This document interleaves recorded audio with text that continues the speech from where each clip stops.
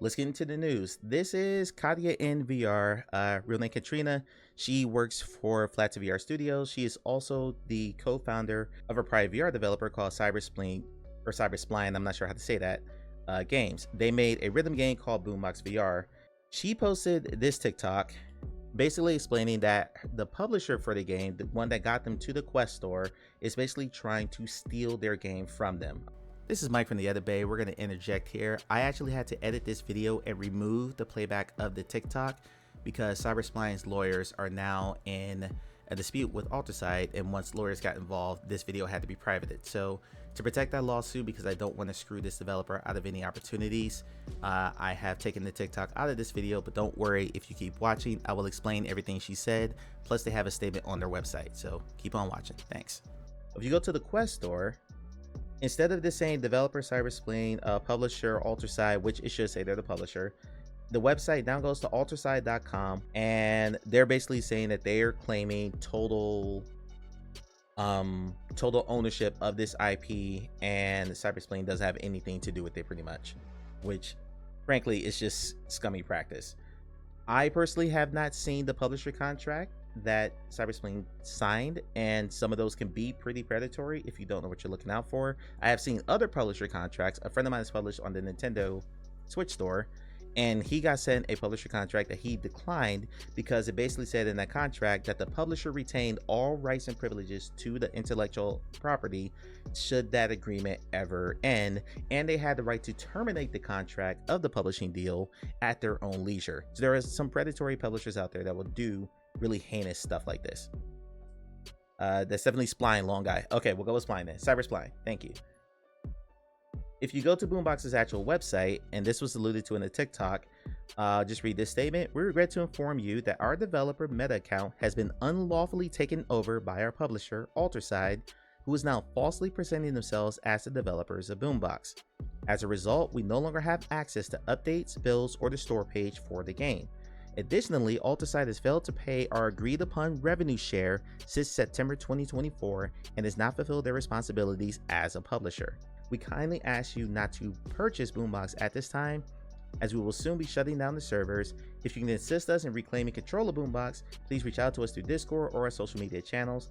Thank you for being such an incredible community since 2011, 14 years now. We deeply appreciate your ongoing support and love, Cyberspline team. And there's a link to the store, or the page on Quest and on Steam.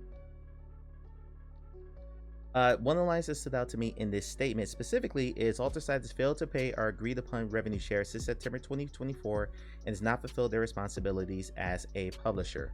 To my knowledge, and if there's a publisher out there who is listening to this, correct me if I'm wrong, and this is just from speaking to other publishers, when you have a publisher putting your game on a storefront, the profits come into the publisher first, and then all that, your part of it, your revenue share, actually gets cascaded down to you. It doesn't go to the developer first and then they pay the publisher. The publisher takes in all the revenue and then pays the developer out. This is after the 30% that every storefront, Meta, Steam, Nintendo, Sony, and Microsoft all take off the top. 30% of that immediately goes to Steam or to Meta, depending on which platform you bought it on. And then another percentage of that, it could be 20%, it could be 40%, whatever, goes to the publisher, and then you take home whatever is left. So when she says here, or when they say here, that Alterside has failed to pay our agreed upon revenue share since September 2024, they're basically saying that they have not received any kind of payment for any of the work they put into the game. The publisher is keeping all the money, and now they're saying that they are taking over the site entirely. The TikTok also mentions something about Meta removing their 1-star reviews, and if you come out, you can see a couple of these now. The first one from 12 days ago: Rotten Hell, such a good game, highly recommend. The company who published the game, Alterside, has taken control of the game page and removed the real developer's credit from the store page. Don't buy this game on the Meta store. And there's another one here that says Alterside are thieves. This one from 11 days ago: money hungry thieves stole someone else's hard work. Don't buy this game. I saw this going around in some Facebook posts, some Facebook groups and some Reddits as well.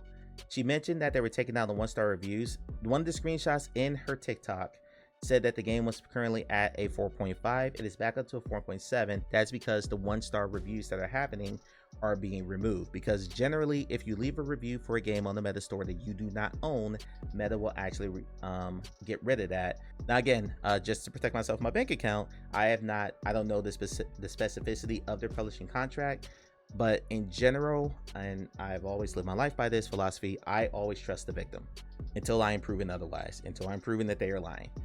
So I'm inclined to believe that this is legitimate. But yeah, just in general, it's just a really crappy practice. Russ said it is crap. Meta hasn't stepped in.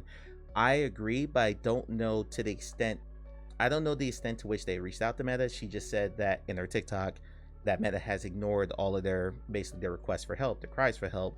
And I would imagine, and this happened to another VR content creator named Paradise Decay, who just had his channel hacked and had his channel completely taken over by a Bitcoin operator who completely screwed up his channel, and now his channel has been terminated by YouTube altogether.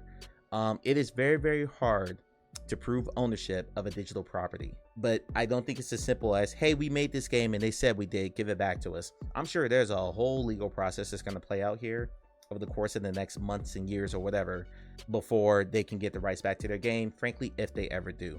Again, I don't know the specifics behind the scenes. I don't see any of the contracts. I'm just going off of what I saw on that TikTok and what I've seen reported elsewhere.